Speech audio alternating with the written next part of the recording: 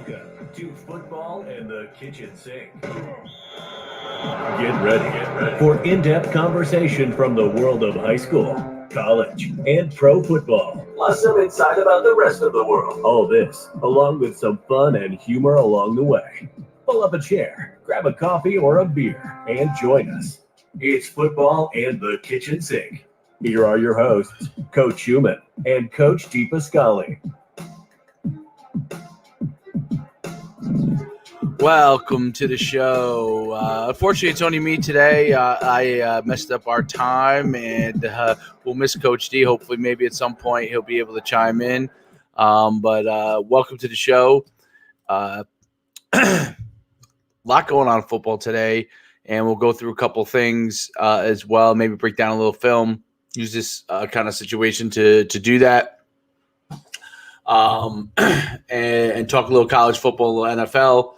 And get some of the latest, greatest updates. What's real interesting is, currently, like, there's some real interesting articles today on Football Scoop with respect to the AFCA's concern, that's American Football Coach Association's concern with the waivers for athletes to transfer immediately. I guess some of the coaches have concerns with that. And then another thing that's kind of an issue is, the pay, the situation where they're getting that full grant and aid and above, where they have the ability to make money. So a couple interesting quotes that came out today, and I'll discuss a little bit of those and kind of tell my thoughts on it. But Todd Berry from the AFCA, and right now the whole convention is going on, and they have a bunch of committees, and I've watched obviously a bunch of presentations as well from the AFCA, but they talked about simply this, and so Berry said AFCA isn't moving to prevent their players from earning money beyond their scholarships, but to protect them from a dynamic they may not understand. I guess they're talking about agents here. Or boosters getting involved and not being able to understand the how that will affect it. And then, quote, the only thing you have to do is trace yourselves back to the 70s, he said. While it wasn't legal, many of the things that are proposed would be legalized. I guess he's talking about things in general in society. This is not a crystal ball or hypothetical. We already realize where some of the problems are going to lie. That's our concern. So that's the first kind of big thing that came out, and this was on footballscoop.com. They talked about how will they handle the money that players will be made beyond scholarships. And I guess the issue is less about the amateurism issue. That's kind of gone away, but more about if you pay, if players that, let's say Alabama, let's use Alabama as an example. 3 of the top 5 players are Heisman Trophy winners. I mean, we're in a Heisman Trophy hunt. One of them won a Heisman Trophy. One guy's getting in some sort of endorsement deal or some sort of sponsors for their likeness, and one guy's making X money, the other one's making less.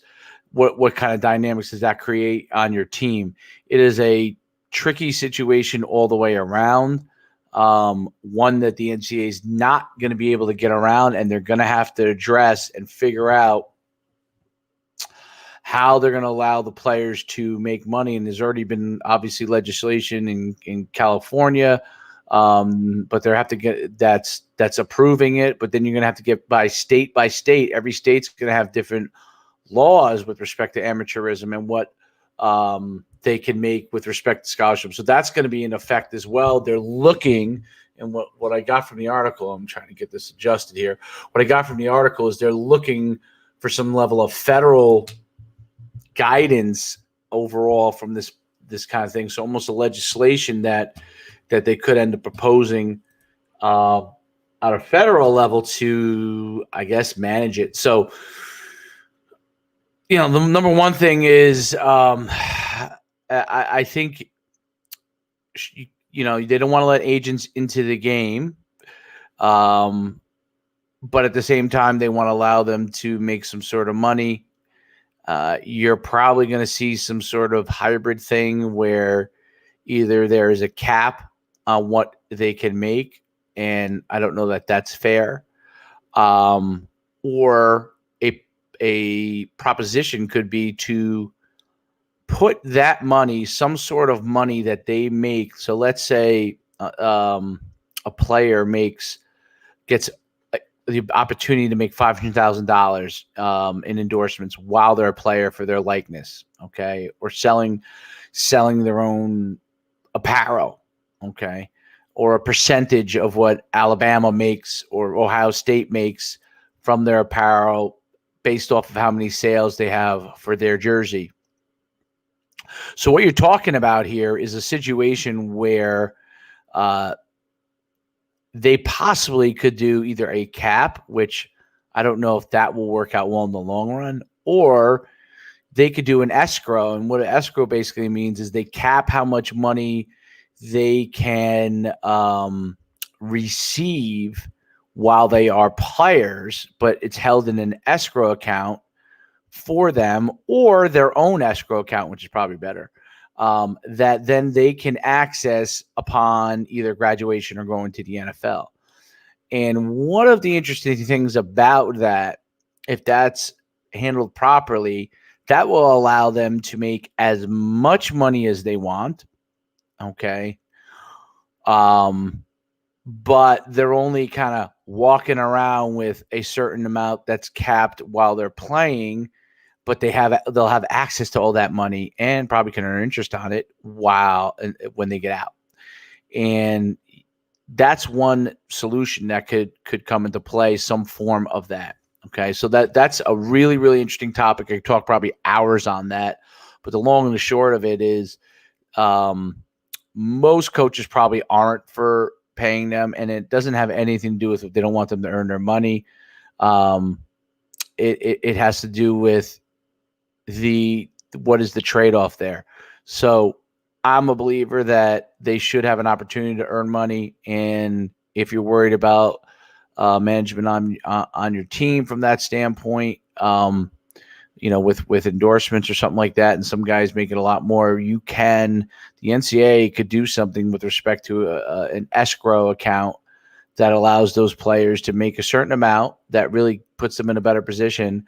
But then the majority or a lot of that money, if it's above a certain amount, can be put into an escrow account of their own choice that they can earn interest on. And then when they come out, they got a lot of money. They didn't spend it all, because you do have to worry about that with younger people, or who's managing that money for them, people taking advantage of them and all those kind of things. So that's an important thing that they're going to have to address. And I'm sure they're going to try and figure those things out. This is a moving target. This is not a static target.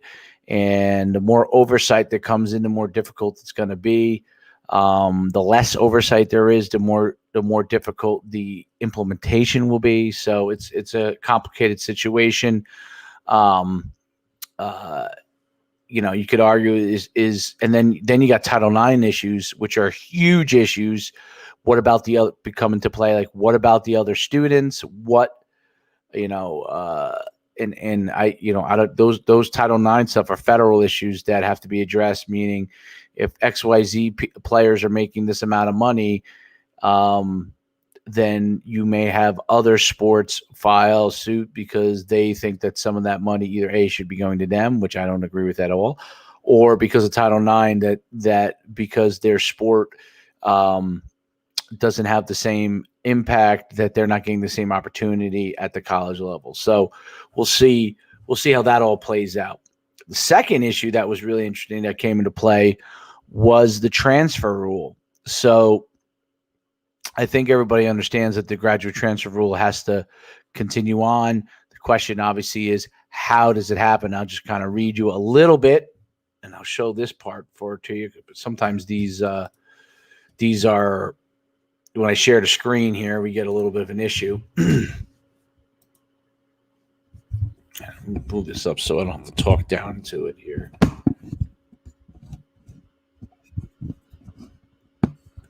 Okay. So let's pull it up here. All right. So concerns over the NAL also dovetailed with AFCA's concern over coming legislation that will grant all athletes a one-time waiver to transfer and play immediately. So that's a big issue. Like before, they were legislating on who gets to play and who doesn't get to play. So this would be who gets to play immediately. This Barry stress was not because coaches are necessarily against players leaving to improve their situation elsewhere. The AFCA was uniform behind the graduate transfer rule, Barry said, but because those safeguards existed for a reason. The rule was put in place to keep programs from tampering with other programs. That's obviously a big deal, to keep student athletes in their environment. So players should be able to transfer. Obviously, who knows how this there's many players that have been contacted by outside forces outside of a university about whether they were thinking about transferring or not. And then they reach out to the school and they find out behind closed doors, would they be interested? And then once they find out the school would be interested, then they go ahead and transfer. So that would be what you consider tampering. If you look at every NCAA data point that they've collected for years now suggests that regardless of sport, regardless of age, their gender, the GPA, when they transfer, they lower their chances of graduating. That's what we're all about. That's true because of credits, but this really depends on the sport. So I don't know how you can expect now. It's one thing, graduate transfer, like they've been at your school already. So I don't know what the issue is from a graduate transfer standpoint. In season, like someone who still has school eligibility, like school attending school, transferring. I guess that's what they're talking about there. And the bottom line is they're trying to, control crazy transferring and players playing right away against the team that they just transferred from. You definitely should not have that happen.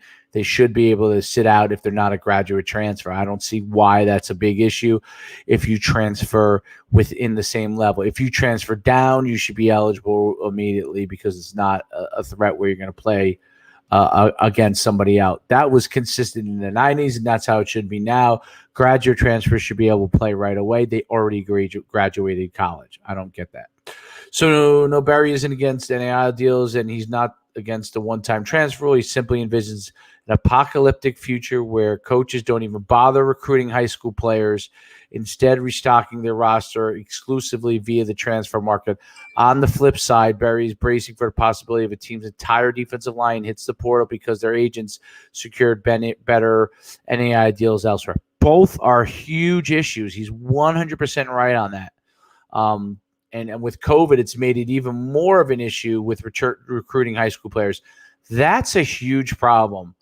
And so coaches can keep getting players from the marketplace, the existing marketplace of players that are there, and then not replenishing them at the same rate, but waiting. So what does that mean? That means that if you let this kind of open transfer thing go on, which they shouldn't do, outside of graduate transfers, what you basically could have is a guy that's a sophomore, wasn't playing at XYZ school, decides to go to a rival school, goes there. Now that school doesn't have to fill that same need. That's not good. That's not a good thing to have. They've got to be able to address that. And then the other thing about when you talk about NIL deals, meaning like sponsorship deals or whatever, if everybody, like you said, in the defensive line isn't getting deals, and this other school is has an agent that gets deals, they're going to transfer someone else. That is also a problem, and those are things that have to be addressed. Beyond that, Barry sees the fabric of the sport changing. He fears these well-intentioned changes could chase good coaches out of profession if the job becomes more arranging endorsement deals for recruits and scouting players off competitors' rosters and coaching football. That's an issue. I don't like that. A lot of coaches won't like that. I don't think you'd have a shortage of coaches because I think other coaches were always willing to take somebody else's place. So I think the top tier guys might be upset about it, but guys down the ladder might not be as upset about it. The issue we have is what type of coaches will you get? And that's the bigger issue, the ethics of those coaches to win completely at all costs now, getting deals for players, so ethical concerns will come up there. I don't know how you address those. That's tough. That's why I say it's very complicated. This is not what I signed up for. This is kind of a quote that I guess the coaches have said. This is not what I signed up for. I didn't sign up for semi-pro ball. I'm working 52 weeks out of the year. I don't have to do this. I can go retire or go to another level. That's something I'm very concerned about, that are leaving because it becomes untenable. All true. I think there's plenty of young coaches that probably don't care about that. Again, it's what kind of coaches do you have, and what are you teaching young people, and how are you developing them? So that's an important component for it. There's a lot more to this article. It's a great article. Todd Berry really discusses the issues, whether you agree with it or not. He said we'd like to see federal government come out with significant penalties in relation to tampering. That's between schools. Make sure that there are things third-party student athletes or coaches have done that are illegal based off trade and commerce. They need to be held accountable for that. That is also a slippery slope, because the more regulation you get, the more issues you have. That's part of what's going on in the NCAAs. There's so much. There's things that should be regulated that aren't, and then there's things that aren't regulated that should be. It's just a monster mess. College football is changing. Berry doesn't want to stop the changes. Truly, no one can, but to simply guide them so that college football doesn't turn to something he and the coaching profession can no longer recognize. Guys got into this because they cherish the experience they had in college. They like to see the student athletes have the same opportunities. Yes, that is true, but other players may not feel that way. So it's going to be interesting stuff. And then some really interesting things that came out, this kind of different stuff. They're talking about, and these are really, really, I'm going to read all of them because they're really interesting. The AFCA, which is American Football Coach Association, would be in favor of docking teams of a timeout when players are found to have intentionally faked injuries to slow down the opposing offenses. That is a great idea. The AFCA's ethics committee will ask the NCAA competition to draw up legislation. The bottom line is it's an attempt to slow down the no huddle, and it works, and that's not something that I think is good for the game. So they've got to figure that out.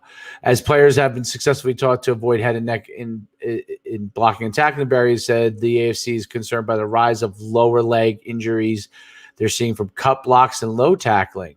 Berry said the NCAA could establish something akin to a striking zone moving forward. Now, that's a whole nother issue. Now, I said that when they moved – not from, like, nobody should ever tackle with the head and necker. The head should always be up. But the issue was when you penalize so highly and so catastrophically the head hunting or launching, what happens is they're going to dive low, which means you have an increase in knee injuries, and that's probably what they're seeing. Cut blocks as well it's an issue that's been around since I was in college, and if they're going to get rid of cut blocks, if you're going to get rid of low tackling, it's only fair to get rid of cut blocks. But if you get one or the other, it's completely giving an advantage to the other side. So if you get rid of low tackling, you're going to have to get rid of cut blocking. If you get rid of cut blocking, you're going to have to get rid of low tackling, although maybe not necessarily, but one maybe doesn't predicate the other. But low tackling, if you get rid of that for defenses in itself and establish a strike zone, I mean, you're on your way to flag football. I don't know, that's what I think. You're on your way to flag football, and it's one of those things where they really got to figure out what they want the game to look like. The AFCA is behind the idea of establishing something the equivalent of a red card, yellow card system for targeting fouls. Gosh, like soccer, and I guess that could work, but I don't know. Why not come up with I guess that could work. We might just make it soccer. I mean, you're trying to turn it into soccer. The AFCA discussed further reducing overtimes. Why? The overtimes are the most exciting thing there is. One suggestion Barry said would start must go for 2 period in the second overtime or move to a 2-point shootout beginning in the third time period. No, that's not a good idea. The overtimes that go on for 6, 7 overtimes are the most exciting games in football, period. So, yeah, I guess you could go for 2 earlier in the second overtime. You could do it in the first overtime. But if they keep going on, man, that is exciting. Don't stop that. Barry said players are playing up to 130 snaps a game that stretches 3 overtimes and beyond. The AFC would like to stop that. I asked about moving the ball backward from the 25-yard line and was told coaches don't want to see overtimes turn into field goal kicking contests. I can understand that. I don't know.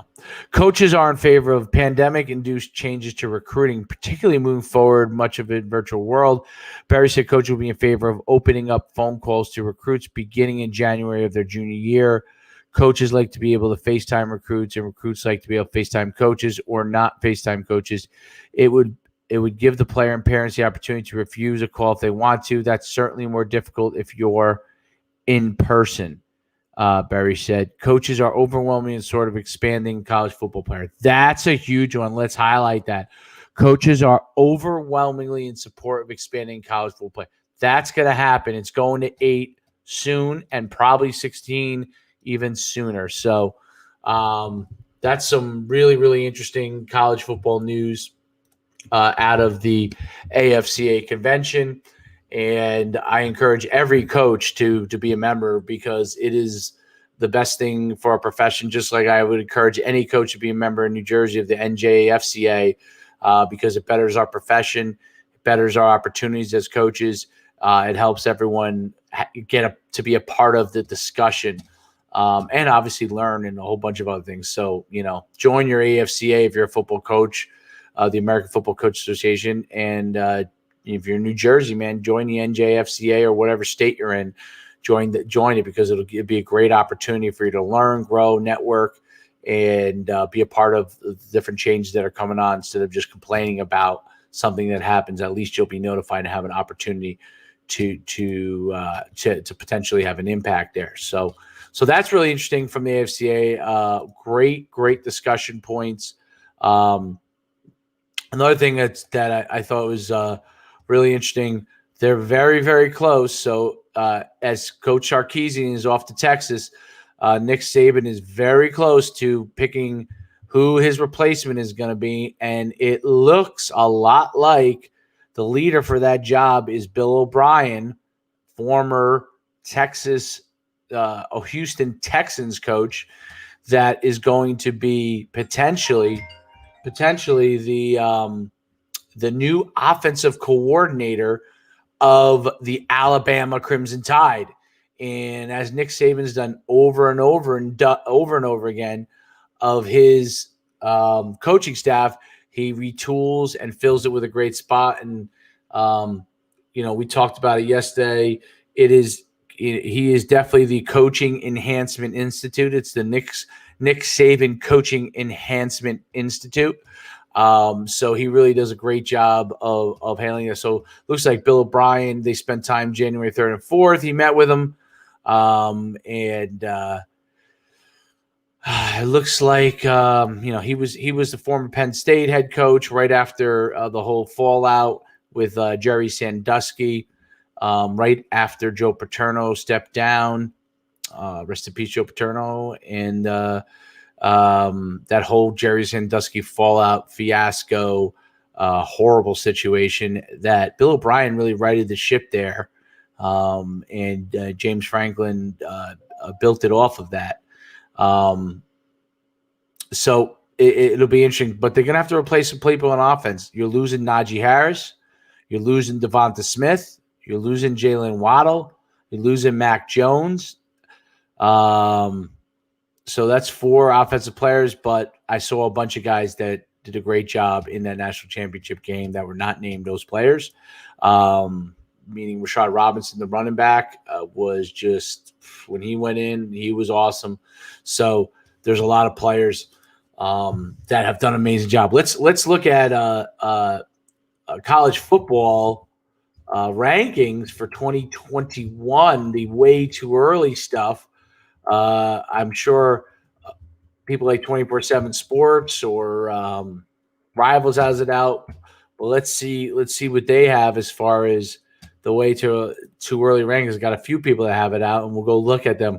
First, we got the Sporting News, which I don't even look at anymore. But they have we'll just go through a little top 10. They have Alabama 1, Clemson 2, Ohio State 3, Oklahoma 4, Georgia 5, Notre Dame 6, Texas A&M 7, Florida 8, Iowa State 9, and Cincinnati 10. That's interesting, Cincinnati. And then Texas 11 and LSU 12. Interesting. Let's go to 24/7. What does 24/7 Sports say here? 24/7 Sports, they say Alabama, Oklahoma, because of the fact that with Lincoln Riley coming back and Spencer Rattler coming back, he'll be a Heisman Trophy candidate. Clemson, the number 3, obviously they have, I don't want to screw up this name, but DJ Ugalele, I think it is, who stepped in. Then you got Georgia with JT Daniels, Ohio State, who's got a lot of great players, and who knows what's going to happen with the transfer portal. North Carolina, they have at 6. Iowa State at 7. I mean, that's amazing what he's done. Matt Campbell's turning Iowa State into a destination. Notre Dame at 8, Texas A&M tied for 8, and then Cincinnati at 10, and that's Luke Fickell, who is 31-6 since coming to Cincinnati. So then you got Florida 11, Miami 12. USC also 12. See, I don't see Texas in there, so that's interesting. I don't know where Sporting News came up with that. I think 24/7 is usually a little more accurate. Brett McMurphy, great analyst. A lot of respect for him. He says Ohio State. A little biased there, I think. But Alabama, Georgia, Oklahoma maybe just wants to be different. Clemson, Texas A&M, Iowa State, Texas at 8. Wow. Sam Ehlinger is gone. Who's his replacement? Casey Thompson. B.J. Robinson is good. Real good running back.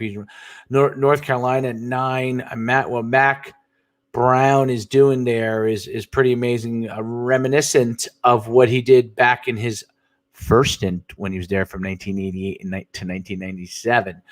Penn State, Utah, Oregon, Florida, Notre Dame. So a couple of surprises. Texas maybe in the top 15 next year. Iowa State rated in the top 10 to start the season, which is pretty mind-blowing. They have Brock Purdy and Breece Hall back. So you got something going on there that's pretty special. So those are some way too early, way ahead of the game predictions for the top 20 teams. Really, really good stuff. And for next year. Let's see what other news we got going on in college football here today.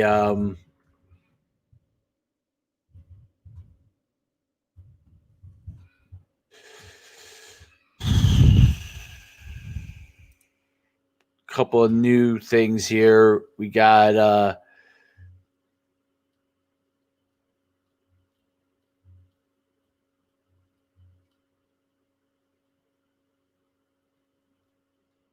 not a bunch of huge moves, but we all know Don Brown is going to Arizona. He's bringing a Michigan analyst with him. Michigan is bringing Baltimore Ravens linebacker coach Mike McDonald's on the verge of being named a new defensive coordinator for Michigan. That's big news. Michigan's definitely looking to retool their defense, and so that probably will be named soon. Carl Dorrell fired his defensive coordinator on the 12th, and UCLA is hiring a former quarterback, Jerry Neuheisel, Rick Neuheisel's son, to be the team's wide receiver coach. Let's see if there's any other interesting coaching news. Tennessee's adding a former Auburn defense coordinator, Kevin Steele. I think we talked about that the other day. Yeah, so those are some interesting news of in the coaching space. And then, with the NFL this weekend, there's a couple of things that I think are key indicators that we've got to all look at, and what makes some of these offenses go. Today, we're gonna take a quick look at some of the hey, what's you want to be on? All right, give me 2 minutes. We'll take a quick look at, again, the lines, the spread, and then we'll go and get our break down a little film from maybe the second most explosive team with the Bills. We'll pull up some of their stuff as well. We have Mr. Troy here. Mr. Troy. What? Mr. Troy, can you hear me? You can hear me. You don't even need that. Derek's not here. What? Mr. Troy, go ahead. Wait, he's not here? No, so you don't have to worry. It's just me and you. Why is he not here? Because he's busy. He's got something else going on today. Oh. Okay, so, Mr. Troy, we're going to pick, the 5 best events today in Sonic Olympics. Okay. Do you know it? Yep. All right, so Sonic Olympics is a video game, and we're going to pick the 5 best events. Come on in so people can see you. From the Sonic Olympics. All right, give me the first one. Archery. Boom. Archery, that is fun. Archery is a fun game. Do you get any to the bullseye? What? Do you get any on the bullseye? Do you get the bullseye? The bullseye in the middle? Do you hit it? No, I didn't. But I did. I was so close to the middle. I was on the yellow, but I got it on the medium square. All right, so that's pretty. The medium circle. That gets a high five. Boom, boom, high five. Okay, come on in. All right, so now, he's trying not to pull on me here. A couple minutes. All right, second favorite sport. Okay, in the Sonic Olympics. I think that would be the running one where you jump, where you have the hurdles. The hurdles. Daddy's event in high school. I ran the high hurdles. The high hurdles. Oh, you invented them? No, I didn't invent it. I ran the high hurdles. I was pretty good.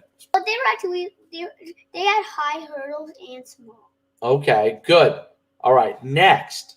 Ooh, my headphones, because I got to hear it. Okay, give me the third event that you like. Boxing. What is it? Boxing? Boxing. All right. Are you good at boxing? Well, they wouldn't let me play. That's what I had to pay for. Oh, okay. So maybe we'll get it, but it's a little expensive. All right. The fourth event. Maybe when we get rich again. That's fourth event when we get rich again. Okay. Sounds good. Okay. The running one.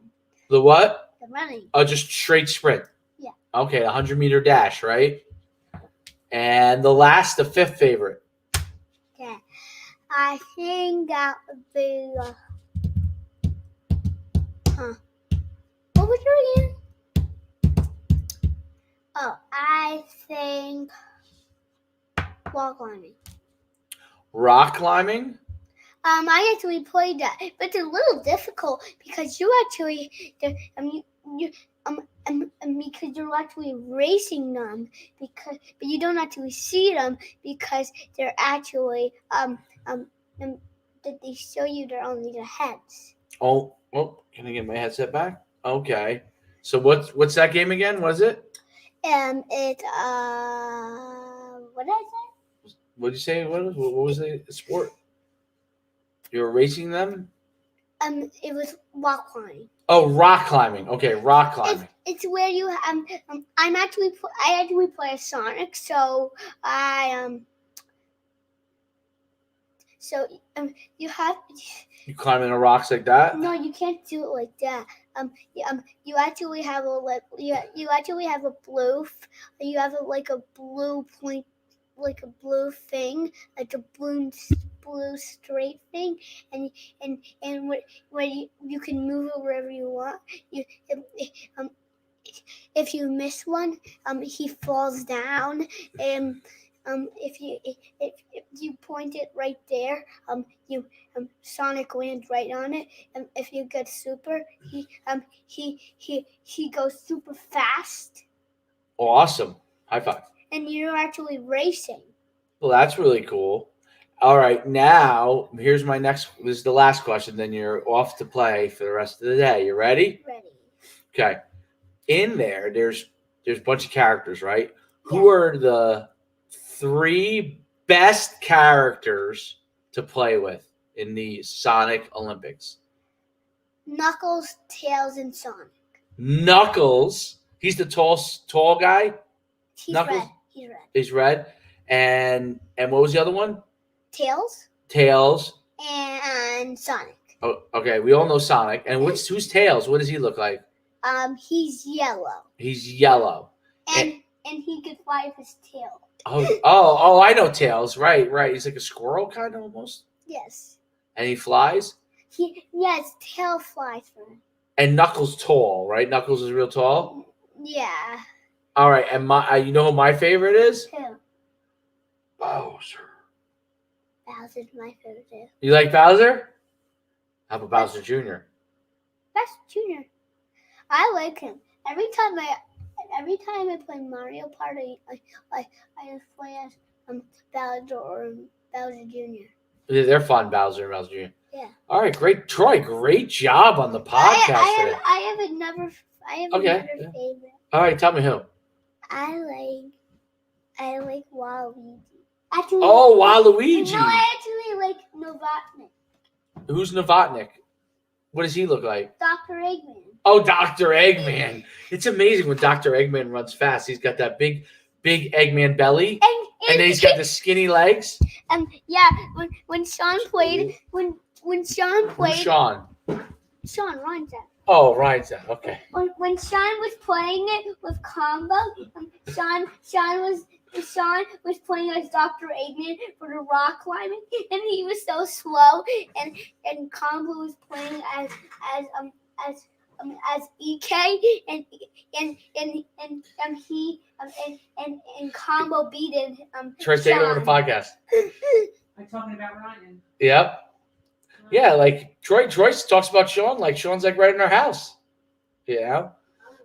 Okay. Right on. Yeah. All right, good. Anything else you'd like to say? Any announcements? Yes, I also like Waluigi. Waluigi. Okay. And I also like Luigi. Waluigi's taller than regular Luigi. Yeah, because he has skinny legs too. He's got skinny legs. And except like Luigi, he's green. Except Waluigi's purple. Did we pick the NFL teams for the game this week? I think it's time for you to pick who you think is going to win this week. You want me to go through that? All right, let's go through that. You ready? But who? All right, we're gonna pull it up. Hold on. All right, you ready? How come Derek's not here? I was late on the call, and so unfortunately Derek did something, and it's my fault. So, okay, here we go. You ready? Uh-huh. Okay. Los Angeles Rams. Okay. Do you know what their uniform is? It's like yellow and blue. Okay. Versus the Green Bay Packers, green and yellow. Green Bay Packers. Who do you think will win? Green Bay Packers. Green Bay Packers. And then the over-under is 45 points. Uh-huh. So that means that the two teams combined at 45.5 points. They think they're going to score 45.5 points. You think they're going to score more than 45.5 or less? 100. 100 points. So I guess that would be more. So Green Bay Packers and more than 45.5. Okay, you ready? Next one. Baltimore Ravens versus the Buffalo Bills. I said the Buffalo. Buffalo Bills, right? That's what I said before. You did that last week, and you were right. Now we go Buffalo Bills again. So Buffalo Bills, okay. So the over-under's 50. Do you think they're going to score more than 50 points or less? 60. 60. Okay, you think you're going to score 60. So you think over 50 points. Okay, Cleveland Who's Browns. this guy talking? I don't know. Is that guy who you're talking to today? No, that's just I don't know. All right, you ready? So then Sunday's games are Cleveland Browns versus Kansas City Chiefs. Kansas City. Yes. Okay. All right. Kansas City Chiefs over under 56 points. Do you think they score more than 56 or less? 400. 400. I don't know if they'll score 400, but they'll score more than 56. Okay. Last and final game. Tampa Bay Buccaneers versus the New Orleans Saints.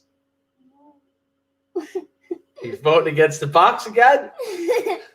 You going with the New Orleans Saints? You're going against the Bucs? Yes. All right. So you're good. All right. Over under 52 points. You think they're going to score more than 52 points or less? 1 point? Okay. So less than 52 points. All right. That's Troy's guest spot today. And bye whoever you're talking to today, Daddy. All right, buddy. We'll see you later. Good job. High five. Bye. All right. Hello. Bye-bye. See you later. All right, so those Troy's picks. I think we went through our picks yesterday. I gave Troy a chance to go through the picks. I think a lot of these games are going to be high-scoring games. Packers are going to score a lot. I don't know if the Rams are going to score that much. Buffalo Bills Ravens is the one game that I think will be maybe a little bit lower score and under. Cleveland Browns Chiefs, tons of scoring. Saints Buccaneers, I think tons of scoring. And that's kind of a little NFL breakdown. Let's see if there's any late breaking NFL news. Mike Tomlin said that he believes Ben Roethlisberger should be back next year. I think a lot of that's up to what they – I mean, he didn't start out impressive, but he finished impressive. But, will the Steelers be trying to move on? Where does Heineke go? That's going to be a big deal.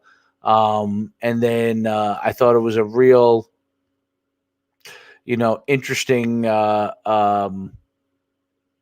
question today that was posed, like, of the left open head coaching vacancies, do people want those head coaching vacancies? Now, obviously, most guys want it, but we broke it down last week between Falcons, Lions, Texans, Jaguars, and Chargers and Jets, which one is the best? But now you have the Eagles, which is a potentially slam dunk situation if you can do a great job there. So it's going to be difficult. It's 6 difficult jobs, all demanding places, and it's got to be somebody that's going to make a huge impact on it. So while we bring up some of the Buffalo Bills stuff, we'll give you a second to hear from our sponsor here,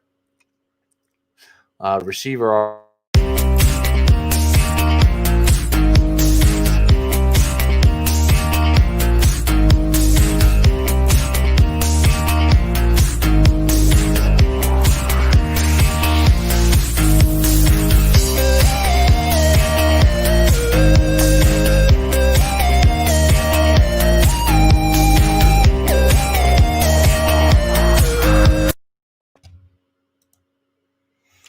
All right, so we're back here at Receiver Arch. You can see it at receiverarch.com.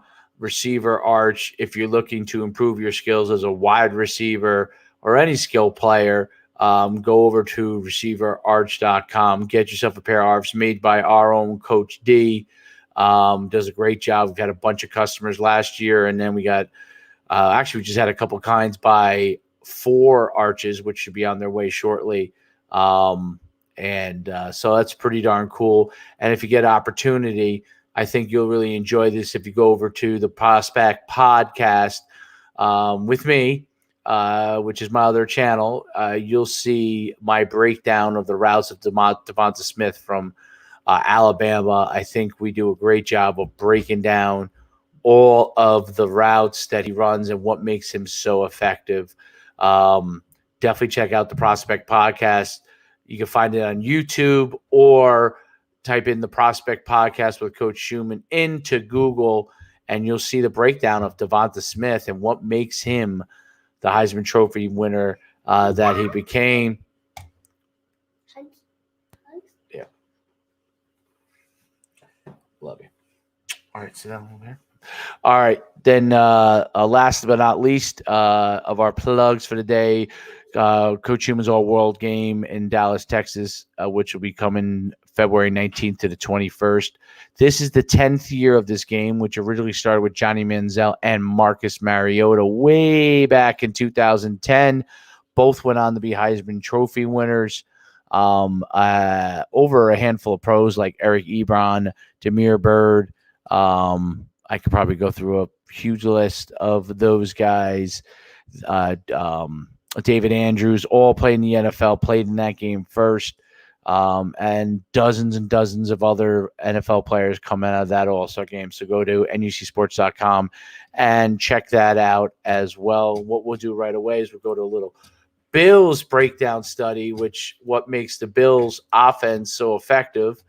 And we'll just go through some of the things. So before we get into the breakdown of the Bills offense, their run game, Allen, and then the quarterback Allen and Josh Allen, and then the 2 receivers that make everything go, Coles Beasley and Stephon Diggs, and how they create opportunities with those guys. We'll break down a few plays. So here you got Trips situation, Trips with a tight end. Okay, so 3 receivers to the left with a tight end. And you can see in this situation here, the way that they're playing a cover 3 or man free look. Here, 1 deep high safety, 7 men in the box. Okay, this guy's a linebacker over a slot. And we'll see how this kind of breaks down here. And we talked about a lot of this is the dilemma for defenses.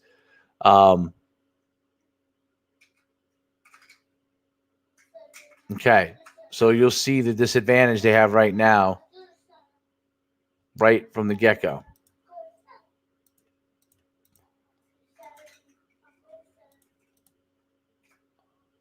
Okay, immediately the first thing that you realize that, and I'm guessing it's Stephon Diggs that's over him, but I'm not close enough to it.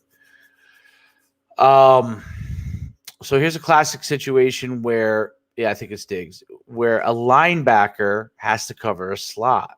Okay, that you'll see right here. So they rolled from 1 high to 2. Okay, I'll just kind of rewind it real quick for you. They're in a 1 high look and roll back immediately into a 2 high look. Stephon Diggs runs right up the middle of the outside line. They're sitting in a 2 shell out of it, and Diggs just runs right down the middle of the field. So this is what we would call more of a Tampa 2, where a linebacker drops into the deep hole, but a linebacker can't cover Stephon Diggs. And that's the issue that you see here. We'll rewind it. Let it play here. There it is. Pass completion. Huge gain. Okay. So again, taking advantage of matchups. Here it is, right down the middle of the field. Safety can't get there. You got a vertical stretch on the opposite side. Okay, so now you got deep crosses. Again, same thing with a 2 high situation. Let's just let it play here. I should have went to just the straight clips. deep cross situation. This is kind of more of a scramble, but a deep cross situation, you have someone that they just can't cover. All right, here we go. Motion, okay, trying to create a matchup situation. They're rolling down in and playing between cover 1 or cover 3 or too high. Because they're down so low, it gives like a too high look to it that they're going to roll back. And I think the defenses think that's going to be the set of things. So they end up playing cover 3, okay? Or it's like a match cover 3 over here. And you have a deep cross right across the middle again.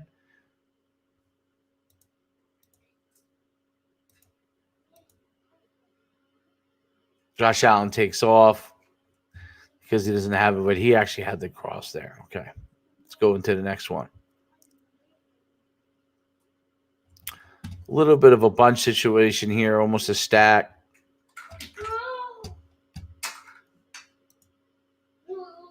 Okay, so you got a vertical stretch. Okay, vertical stretch.